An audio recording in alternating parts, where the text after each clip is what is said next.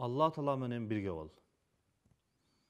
Adamlarga жақсылық кылганда, сабак бергенде, садака бергенде, акча менен бизнес кылганда, үй бүлөдө, мамиледе, бала тарбиялаганда, аял тарбиялаганда Allah Taala менен birge bol. Allah Taala менен birge bol дегенди кантип түшүндүрөбүз? Allah Taala менен birge bol, сен ар бир ишти баштаганда өзүңүн алсыздыгыңды билдирген. О жаратуучу Allah Taala, мен алсызмын. О жаратуучу Allah Taala, мен күчсүзмүн. О жаратуучу Allah Taala, мен сенин пендеңмин. Мен өзүм башкарганга, тарбиялаганга, ушундай жакшы нерсени айтканга күчүм жетпей турат. Өзүң мени мейримиңе алгын, өзүң кудуреттүүсүн, мейримдүүсүн, ырайымдуусун, өзүң көрүп турасың, я Раббим, өзүң мага жардам бер деп Аллага таянсак, андан кийин Allah Тааланын колдоосу бизге келет. Биз көп учурда андай кылбайбыз.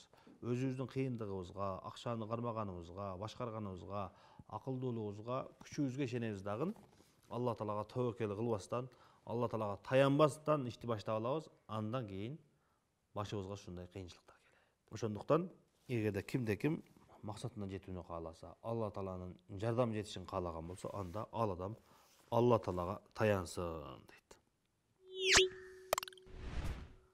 Биз Allah Таалага алсыздыгыбызды, күчсүздүгүбүздү, билимсиздигибизди билдирип, о жаратуучу, өзүң билүүчүсүн, өзүң көрүүчүсүн, өзүң кудуреттүүсүн деп Allah Таалага алсыздыгыбызды билдиргенде, ошондо Allah Тааланын колдоосу, Allah Тааланын мадады, Allah Тааланын мээрими биз менен бирге болот экен.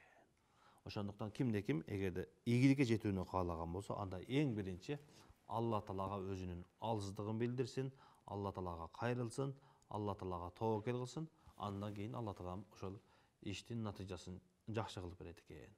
Allah Таалам биз менен ар дайым бирге болсун. Ассаламу алейкум ва рахматуллахи ва баракатух.